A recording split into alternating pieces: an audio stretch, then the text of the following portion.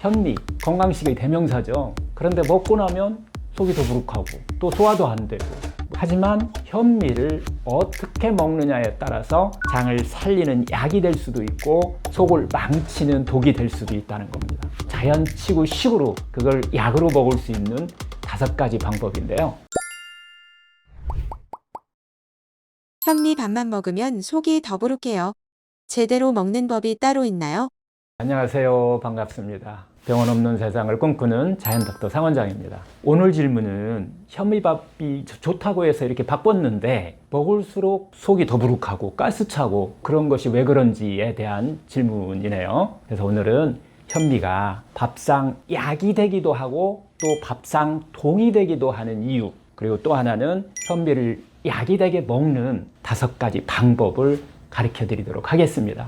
먼저 현미밥이 왜 속이 불편하게 만들까요? 현미, 건강식의 대명사죠. 그런데 먹고 나면 속이 더부룩하고 또 소화도 안 되고 트름 나고 가스 찬다는 사람도 있고요. 심하면은 변비나 설사까지 유발한다라고 하는, 왜 이런 일이 일어날까요? 첫 번째는요, 불용성 식이섬유 때문이에요. 현미는 껍질째 먹는 곡물이잖아요. 껍질에는 이 불용성 식이섬유, 즉 물에 녹지 않는 식이섬유가 많아서 위산이 적거나 또 위장이 약한 분들한테는 오히려 부담이 될 수 있습니다. 그래서 위에 염증이 있거나 장이 약하면 소화가 어려운 이유이기도 하죠. 둘째는 렉틴이라는 자연 독소 때문이에요. 이 렉틴은 식물이 해충으로부터 자신을 지키려고 만들어낸 단백질이에요. 이게 장점막에 미세한 또 염증을 유발할 수 있다는 겁니다. 사람도 먹으면 해로울 수 있다는 거예요. 장이 예민한 분들은 더 민감하게 작용합니다. 특히 소장의 그 미세 육모에 손상이 생길 수 있다라고 이렇게 연구에서 밝혀지기도 해요. 세 번째는 피트산이라고 하는 항영양소 때문인데요. 이 피트산은 철분, 아연, 칼슘 같은 이 미네랄의 흡수를 방해하는 영양소예요. 현미가 좋다고 무작정 먹으면 오히려 영양 결핍이 또 생길 수 있습니다. 그런데 왜 우리는 현미를 이렇게 꼭 먹어야만 할까요? 결국 우리 민족은 수천 년간 현미를 주식으로 우리가 삼아왔잖아요. 즉 영양학적으로 또 유전적으로 봐도 가장 익숙한 곡물이기 때문이에요. 하지만 현미를 어떻게 먹느냐에 따라서 장을 살리는 약이 될 수도 있고 속을 망치는 독이 될 수도 있다는 겁니다. 그래서 지금부터 위장 상태에 따라서 조절하는 현미 먹는 5가지 방법을 제가 알려드릴 거예요. 어떻게 보면 자연치고 식으로 그걸 약으로 먹을 수 있는 5가지 방법인데요.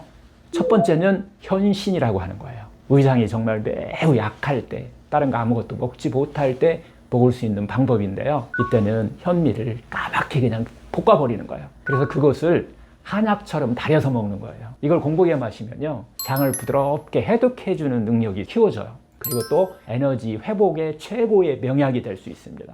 그래서 결국 위장이 약해서 며칠 아무것도 못 먹었을 때, 이때 먹는 어떻게 보면 기사회생의 묘약이다라고 해서 과거에 많이 사용했어요. 두 번째는 현미 크림 스프인데요. 이건 또 위염이나 궤양 같은 이런 것들이 있을 때 치유용으로 사용했던 방법이에요. 이것은 노르스름하게 이렇게 현미를 볶은 다음에 이걸 곱게 빻아야 되는데 이거 밀가루 같이 곱게 빻아야 돼요. 이렇게 해서 스프를 만들어 먹는 방법인데요. 이것은 위염이나 위장에 어떤 궤양이 있을 때 치유식으로 우리가 사용하게 되면은 최고의 약이 될 수 있습니다. 현미의 어떤 세포 재생 효과를 가장 극대화해서 치유식으로 먹는 방법으로 우리 조상들은 사용했었던 거죠.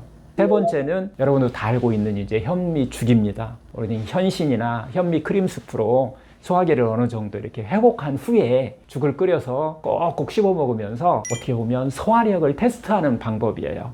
꼭꼭 씹어 먹으면서 위장의 반응을 천천히 살펴보는 방법으로 현미죽을 사용했습니다. 네 번째가 우리가 알고 있는 이제 드디어 현미밥이 나와요. 이 현미밥은 저는 발화 현미밥을 꼭 권하는데요. 그리고 처음부터 현미밥보다는 백미와 혼합해서 시작하는 것이 중요합니다. 스텝 바이 스텝으로 하셔야 돼요. 그래서 백미 현미를 처음에는 7대3, 그 다음에 5대5, 그 다음에 3대7 이렇게 비율로 천천히 바꿔가시는 거예요.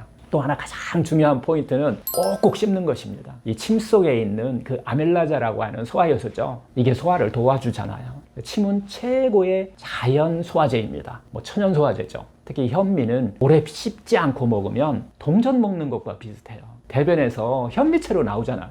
마지막 5번째는 발아한 생현미인데요. 이 장 건강과 이 대장암까지 현미가 약이 되는 상당히 중요한 하나의 방법이에요. 미지근한 물에다가 불려서 발효시키는데 한 8시간에서 10시간 정도는 담궈놔야 돼요. 발화가 되죠. 그러면 소화력과 흡수력, 영양 활용도가 월등히 높아집니다. 특히 이 발한 생현미는 가바라고 하는 성분이 풍부한데 장신경을 릴렉스해서 정신적인 어떤 면에서도 이 신경안정 작용도 스트레스 완화 작용도 한다고 해요. 특히 우울하고 불면 이런 것을 개선하는데 도움이 된다고 합니다. 또 인슐린 저항성, 당뇨에도 도움이 되고요.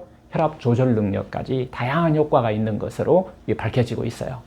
현미는요, 어떻게 먹느냐가 정말 중요합니다. 그냥 먹으면 탈이 날 수 있지만은 제대로 먹으면 최고의 자연 치유식입니다. 핵심은 바로 장 상태에 맞춰서 먹는 방식을 조절하는 것. 이것이 바로 100명의 의사를 깨우는 최고의 식사 습관입니다. 이게 바로 자연치유 건강법의 핵심 원리이죠.